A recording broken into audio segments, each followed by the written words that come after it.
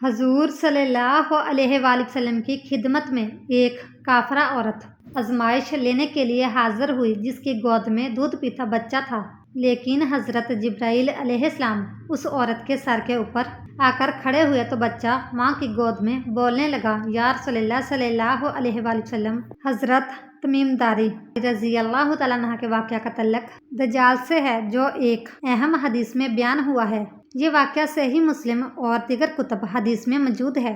بسم اللہ الرحمن الرحیم۔ حضرت تمیم داری رضی اللہ تعالیٰ عنہ ایک عیسائی تھے، بعد میں اسلام لائے۔ وہ بحری سفر کے دوران ایک جزیرے میں پہنچے، یہاں انہیں ایک عجیب مخلوق نظر آئی جسے انہوں نے دجال سے تعبیر کیا۔ حضرت تمیم داری اور ان کے ساتھی سمندر میں سفر کر رہے تھے کہ ایک جزیرے پر پہنچے، وہاں انہیں ایک بہت بڑے جسم والا شخص ملا جسے انہوں نے جساسہ یعنی جاسوس کہا۔ اس نے بتایا کہ وہ ایک قید میں ہے اور ایک شخص دجال کو دیکھ رہا ہے۔ نمبر 2، دجال کا مشاہدہ۔ جزیرے کے اندر ایک غار یا جگہ پر ایک شخص بندھا ہوا تھا جس کا جسم بہت بڑا تھا، اس کے ہاتھ گردن سے بندھے ہوئے تھے۔ اس نے خود کو مسیح دجال بتایا اور کہا، میں عنقریب نکلنے والا ہوں، پھر میں زمین کا چکر لگاؤں گا، ہر شہر میں داخل ہوں گا سوائے مکہ اور مدینہ کے، کیونکہ وہاں کے فرشتے مجھے داخل نہیں ہونے دیں گے۔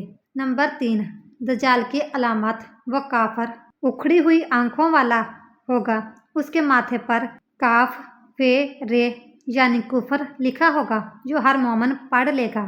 وہ جھوٹے معجزے دکھائے گا، جیسے آسمان سے بارش برسانا، مردوں کو زندہ کرنا، اس کے ساتھ جنت اور دوزخ کا فتنہ ہوگا، لیکن اس کی جنت دراصل دوزخ ہوگی اور دوزخ جنت۔ نمبر 4، تمیم داری کا رسول اللہ صلی اللہ علیہ وآلہ وسلم کو واقعہ سنانا۔ تمیم داری رضی اللہ تعالیٰ عنہ مدینہ واپس آئے تو انہوں نے یہ واقعہ رسول اللہ صلی اللہ علیہ وآلہ وسلم کو سنایا۔ آپ صلی اللہ علیہ وآلہ وسلم نے اس کی تصدیق فرمائی اور منبر پر کھڑے ہو کر صحابہ کو اس کے بارے میں بتایا۔ دجال کا ظہور قیامت کی بڑی نشانیوں میں سے ہے۔ حضرت تمیم داری رضی اللہ تعالیٰ عنہ کا یہ واقعہ دجال کی حقیقت کو واضح کرتا ہے۔ نبی کریم صلی اللہ علیہ وآلہ وسلم نے دجال سے بچنے کے لیے سورہ کہف کی ابتدائی آیات پڑھنے کی تلقین فرمائی ہے۔ یہ واقعہ دجال کے فتنے کی شدت اور اس سے بچاؤ کے لیے ایمانی مضبوطی کی اہمیت کو ظاہر کرتا ہے۔ یہ واقعہ حدیث الجساسہ کے نام سے مشہور ہے جو صحیح مسلم اور دیگر حدیث کی کتابوں میں مذکور ہے۔ یہ واقعہ تمیم داری رضی اللہ تعالیٰ عنہ کے اسلام لانے سے پہلے کا ہے، جب وہ ایک بحری سفر کے دوران ایک جزیرے پر ایک عجیب عورت اور اس کے بچے سے ملے تھے۔ بعد میں جب تمیم داری نے اسلام قبول کیا تو انہوں نے یہ واقعہ رسول اللہ صلی اللہ علیہ وآلہ وسلم کے سامنے بیان کیا۔ واقعہ کی تفصیل۔ نمبر 1، تمیم داری کا بحری سفر۔ تمیم داری جو اس وقت عیسائی تھے اپنے قبیلے کے کچھ لوگوں کے ساتھ بحری سفر پر نکلے۔ راستے میں طوفان آیا اور ان کی کشتی ایک جزیرے کے قریب پہنچ گئی۔ نمبر 2، جزیرے پر عجیب عورت کا ملنا۔ تمیم داری اور ان کے ساتھی جزیرے پر اترے تو انہیں ایک بہت بڑے جسم والی عورت نظر آئی جس کے بال بکھرے ہوئے تھے۔ وہ عورت الجساسہ جاسوس یا خبر لینے والی کہلائی جاتی تھی۔ اس کی گود میں ایک بچہ تھا جو دودھ پی رہا تھا۔ نمبر 3، بچہ بول اٹھا۔ جب تمیم داری اور ان کے ساتھیوں نے عورت سے بات چیت شروع کی تو اچانک اس کا بچہ بول اٹھا اور کہنے لگا، یا رسول اللہ صلی اللہ علیہ وآلہ وسلم، یہ یہودیہ ہے، اس سے ہوشیار رہنا۔ تمیم داری حیران رہ گئے کیونکہ بچہ عام طور پر اتنا چھوٹا ہوتا ہے کہ بول نہیں سکتا۔ نمبر 4، عورت کا انکشاف۔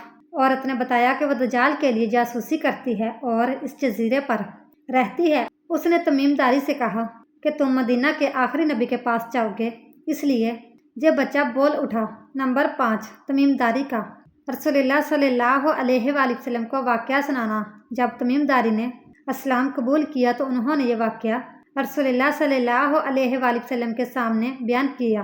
آپ صلی اللہ علیہ وآلہ وسلم نے فرمایا کہ یہ عورت دجال کی جاسوس ہے اور یہ بچہ شیطان تھا جو انسان کی شکل میں ظاہر ہوا تھا تاکہ لوگوں کو آزمائش میں ڈالے۔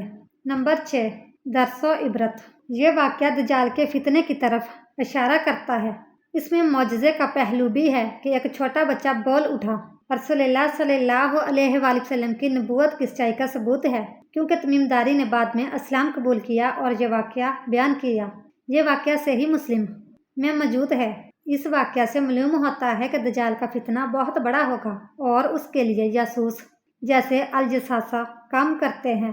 رسول اللہ صلی اللہ علیہ وآلہ وسلم نے ہمیں دجال سے بچنے کی تلقین فرمائی، خاص طور پر سورۃ الکہف کی ابتدائی آیات پڑھنے کی ہدایت دی۔ ناظرین، کیا یہ بچہ واقعی انسان تھا یا شیطان تھا؟ بعض روایت کے مطابق یہ شیطان تھا جو بچے کی شکل میں ظاہر ہوا تاکہ لوگوں کو آزمائش میں ڈالے۔ امام نووی رحمہ اللہ نے شرح مسلم میں لکھا ہے کہ یہ شیطان کا ایک مظہر تھا۔ نمبر 2، الجساسہ کون تھی؟ کیا وہ جنوں تھی یا انسان؟ وہ ایک عجیب الخلقت مخلوق تھی جو دجال کی خادمہ تھی۔ بعض علماء کہتے ہیں کہ وہ جنات میں سے تھی۔ نمبر 3، کیا یہ واقعہ دجال کے ظہور کی نشانیوں میں سے ہے؟ جی ہاں، یہ واقعہ دجال کے قریب آنے کی علامات میں سے ایک ہے، جیسا کہ رسول اللہ صلی اللہ علیہ وآلہ وسلم نے فرمایا، دجال کے فتنے سے پہلے تمہیں الجساسہ کا واقعہ یاد دلایا جائے گا۔ صحیح مسلم۔ نمبر 4، تمیم داری رضی اللہ تعالیٰ عنہ کون تھے؟ وہ ایک سابقہ عیسائی تھے جو بعد میں مسلمان ہوئے اور رسول اللہ صلی اللہ علیہ وآلہ وسلم کے قریبی صحابی بن گئے۔ انہیں روئے زمین پر سب سے پہلے چراغوں سے مسجد کو روشن کرنے کا اعزاز حاصل ہے۔ دجال کا ذکر کیا قرآن مجید میں ہے؟ اگر کوئی شیطان صفت انسان شک پیدا کرے کہ دجال کا ذکر قرآن میں کہاں ہے تو سب سے پہلے اس سے اصولی طور پر سوال کریں کہ آپ اپنی قرآن کی تفسیر کا لنک دیں جس میں آیات کا شان نزول مستند احادیث سے ہوتا کہ آپ کون ہیں اس کی پہچان ہو، ورنہ بحث برائے بحث ہے۔ قرآن مجید میں ہے، جس دن تیرے رب کی نشانیاں یعنی بڑی اور اہم نشانیاں آئیں گی تو کسی نفس کو اس کا ایمان لانا نفع نہ دے گا۔ اس آیت پر صحیح مسلم 396 تین چیزیں ہیں جب ان کا ظہور ہو جائے تو اس وقت کسی شخص کو جو اس سے پہلے ایمان نہیں لایا تھا یا اپنے ایمان کے دوران میں کوئی نیکی نہ کی تھی، اس کا ایمان لانا فائدہ نہ دے گا۔ سورج کا مغرب سے طلوع ہونا، دجال اور دابۃ الارض، زمین سے ایک عجیب الخلقت جانور کا نکلنا، سورہ نساء آیت نمبر 159، اور نہیں کوئی اہل کتاب مگر بالضرور آپ پر ایمان لائے گا۔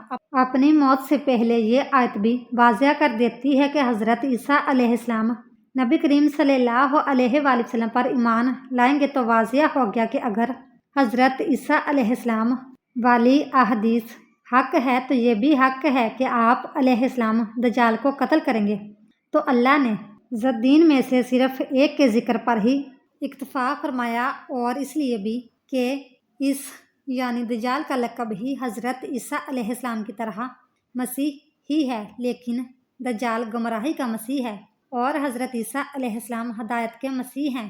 سورہ غافر آیت نمبر 57، یقیناً آسمانوں اور زمین کا پیدا کرنا انسان کے پیدا کرنے سے زیادہ بڑا ہے، لیکن اکثر لوگ نہیں جانتے۔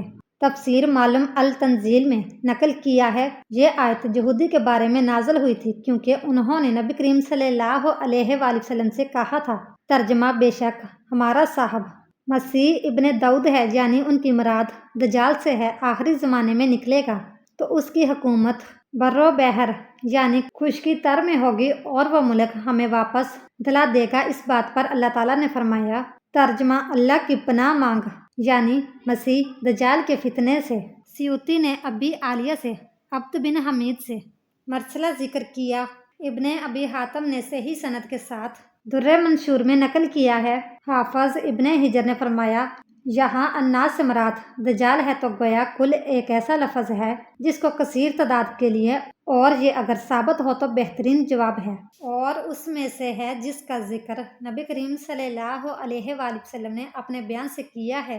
اور بعض نے دجال کے متعلق کہا کہ قرآن نے اس کا یعنی دجال کا ذکر اس کے حقیر و ذلیل ہونے کی وجہ سے چھوڑ دیا، جیسے حافظ ابن کثیر نے فرمایا کہ اللہ تعالیٰ عز و جل نے اس کا یعنی دجال کا ذکر چھوڑا اور اس کا ذکر قرآن میں صرف اور صرف اس کی حقارت اور امتحان یعنی جس میں لوگ مبتلا ہوں گے فتنہ دجال میں کی وجہ سے اللہ نے قرآن میں اس کا ذکر چھوڑ دیا، جیسا کہ نبی کریم صلی اللہ علیہ وآلہ وسلم نے حالت مرض میں سیدنا صدیق رضی اللہ تعالیٰ عنہ کی خلافت کو یہ فرما کر چھوڑ دیا، ترجمہ اللہ تعالیٰ اور مومن ہر ایک کی خلافت کا انکار کریں گے سوائے ابو بکر کے، اس مقام میں دجال کی مزاحمت واضح اور نقص صاف ظاہر ہے جس کا دعویٰ وہ خود کرے گا، اور وہ مقام ربوبیت ہے، یعنی رب ہونے کا اعلان، استغفر اللہ، اور اسی وجہ سے اللہ تعالیٰ نے اس کا ذکر قرآن میں نہیں فرمایا یا ترک کر دیا، کیونکہ وہ رب ہونے کا دعویٰ کرے گا،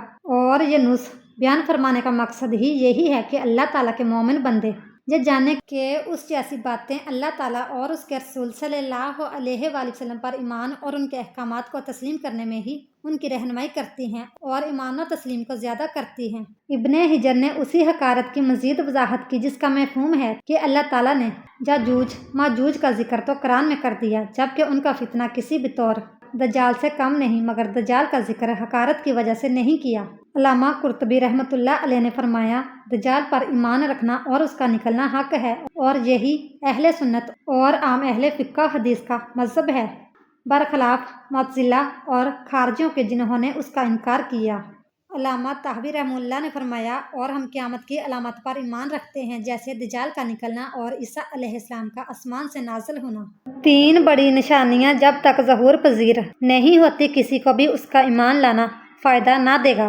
قرآن کی تفسیر سے مفسرین نے بھی فرمایا کہ دجال نے آنا ہے، اس لیے دجال پر قیامت کی علامات کی وجہ سے حق جاننا لازم ہے۔ اللہ تعالیٰ ہمیں دجال کے فتنے سے محفوظ رکھے، آمین۔ اس طرح کی مزید اسلامک معلوماتی ویڈیو دیکھنے کے لیے ہماری ویڈیو کو لائک، شیئر اور چینل کو سبسکرائب ضرور کیجیے گا۔ Thanks for watching.